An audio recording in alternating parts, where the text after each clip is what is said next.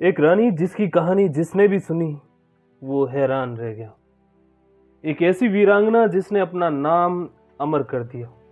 ये कहानी है रानी लक्ष्मीबाई की।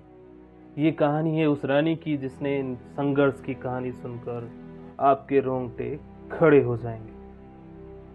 अपनी जान की परवाह ना करते हुए विशाल अंग्रेजी सेना से भिड़ गई, लेकिन उसके ही किलेदार ने उससे गद्दारी की, जिस वजह से रानी को अपने पुत्र को बांधकर घुआर से अपने किले की दीवार से कूदना पड़ा।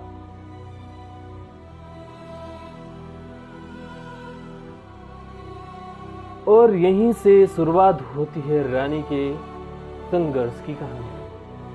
तारीख 19 नवंबर 1828 वाराणसी शहर के मराठी ब्राह्मण परिवार में एक लड़की का जन्म होता है। उसका नाम है मणिकर्णिका। प्यार से उसे मनु से भी पुकारा करते थे। उनके पिता मोरोपंत तांबे पेशवा के दरबार में सेनानायक थे, पर मनु के जीवन के संघर्ष की कहानी बचपन से ही शुरू हो गई। जब मनु मात्र 4 वर्ष की, तब उनके माताजी का देहांत भी हो गया। मनु का बचपन तीर तलवारों के बीच में बीता। तलवारबाजी और घुड़सवारी अपने आप से। मनु के इन्हीं गुणों के कारण मात्र 14 साल की उम्र में उनका विवाह झांसी के महाराजा गंगाधर राव से करवा दिया गया। शादी के बाद उनके पति ने उनका नाम बदलकर लक्ष्मीबाई रख दिया। यहीं से रानी लक्ष्मीबाई के जीवन की असली संघर्ष की शुरुआत होती है। सन 1851 में उन्होंने एक लड़के को जन्म दिया, जिसका नाम दामोदर राव रखा गया।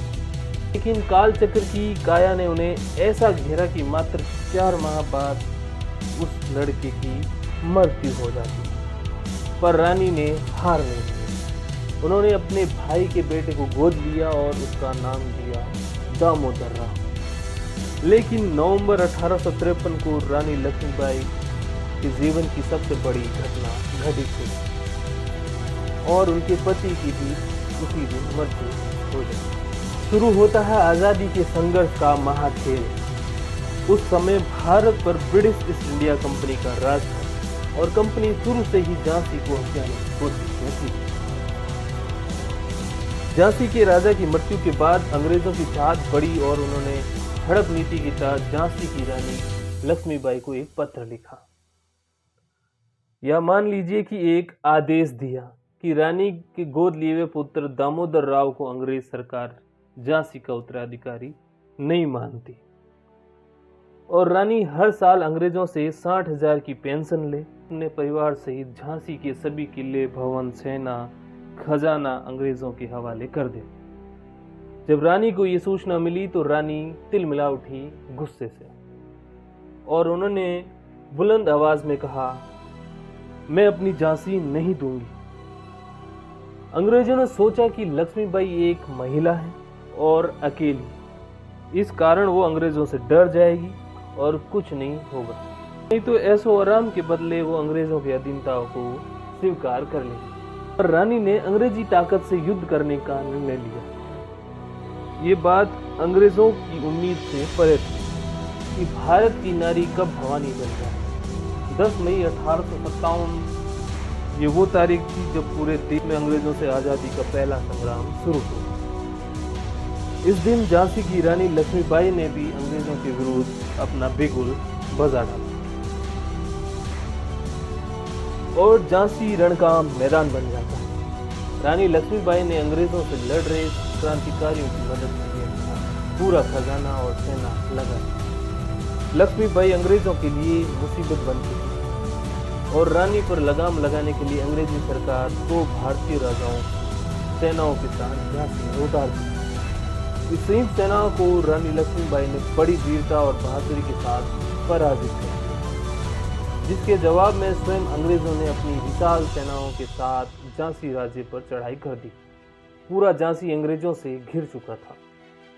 रानी लक्ष्मीबाई ने युद्ध का मोर्चा संभाला और रानी की सेना बहुत कम थी, फिर भी हिम्मत का कोई कहने की बात नहीं। अंग्रेजों से लड़ने के लिए उन्होंने अपने गहने और सोने चांदी के बर्तनों को बेचकर हथियार जमा किए। युद्ध शुरू हुआ। दोनों तरफ से बंदूकों और तोपों की बरसात होने लगी।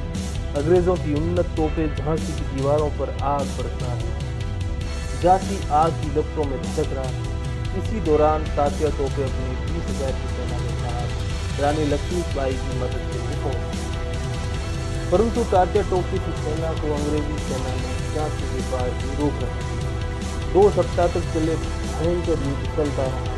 रानी स्वयं किले पर बंदूक से फायर कर रही।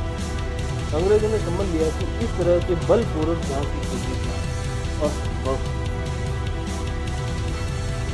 तब अंग्रेज सेनापति यूरोज ने छल का प्रयोग करते हुए और झांसी के किले के मुख्य किलेदार सरदार दुल्ला सिंह को लालच देकर अपने पक्ष में कर लिया।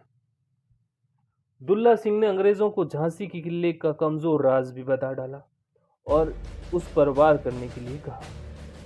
दुल्ला सिंह की गद्दारी के कारण अंग्रेजों को किले का भेद पता चल गया और तब अंग्रेजों ने किले के उसी हिस्से पर लगातार तोपें बरसाई और इस तरह दुश्मनों की तोपों से मजबूत झांसी के किले की दीवार ढह जाती। तभी दुल्ला सिंह ने किले का दक्षिणी दरवाजा अपने में से अंदर से खोल दिया जाता और लगभग 20,000 की अंग्रेजी सेना दरवाजे से किले में घुस गई। किले में बारूद और गोलियां समाप्त हो चुकी हैं, तो रानी ने स्वयं अपनी तलवार उठाई और अंग्रेजों को काटना शुरू कर दिया। उस रात वीर रानी लक्ष्मीबाई और उनके सैनिकों ने अंग्रेजों से भयंकर युद्ध लड़ा और कईयों अंग्रेजी सैनिकों को मौत के घाट उतार दिया। तभी रानी ने देखा कि किले की ढाई हुई दीवार से लश्कर रानी की और अंग्रेजी लश्कर रानी और उसके पुत्र को मारने के लिए किले में घुस चुका। ये मंजर देख खून से लथपथ झांसी की रानी लक्ष्मीबाई अपने घोड़े पर सवार होकर अपने पुत्र को अपनी पीठ पर बांधकर किले की ऊंची दीवार के ऊपर से छलांग लगा देती। रानी के पीछे पीछे उसकी सेना भी किले से बाहर निकल जाती है और रानी के जोर जोर से शिवाजी महाराज का नाम लेकर युद्ध घोषणा करती और अंग्रेजों को काटते हुए कालपी की तरफ प्रस्थान किया, जहां उन्होंने तात्या तोपों के साथ मिलकर ग्वालियर के किले पर तैनात अंग्रेजों को मारकर ग्वालियर को आज़ाद करवा दिया। रानी ने यही चैन की सांस नहीं लेकर उनकी चाहत थी कि पूरा भारत अंग्रेजी शासन से आज़ाद हो जाए। उन्होंने कोटा सराय की तरफ कूच की, जहाँ उन्होंने अंग्रेजों से भयानक युद्ध किया। रानी लक्ष्मीबाई अपनी अंतिम सांस तक अंग्रेजों से लड़ती रही। रणभूमि में उन्हें बहुत से अंग्रेजों के मस्तक काट डाले। 18 जून 1858 को मात्र 23 साल की उम्र में ग्वालियर के पास कोटा की सराय में अंग्रेजी सेना से लड़ते लड़ते रानी लक्ष्मीबाई वीर गति को प्राप्त हो गई। रानी के बारे में कहा जाता है कि उस दौर के भारत में जिंदा लाशों में वो अकेली मर्द थी। अंग्रेजों ने रानी के बारे में लिखा है, अगर रानी की मृत्यु नहीं होती तो देश 1857-58 में आज़ाद हो सकता। धन्यवाद। चैनल को जरूर सब्सक्राइब करिए और जुड़े रहिए।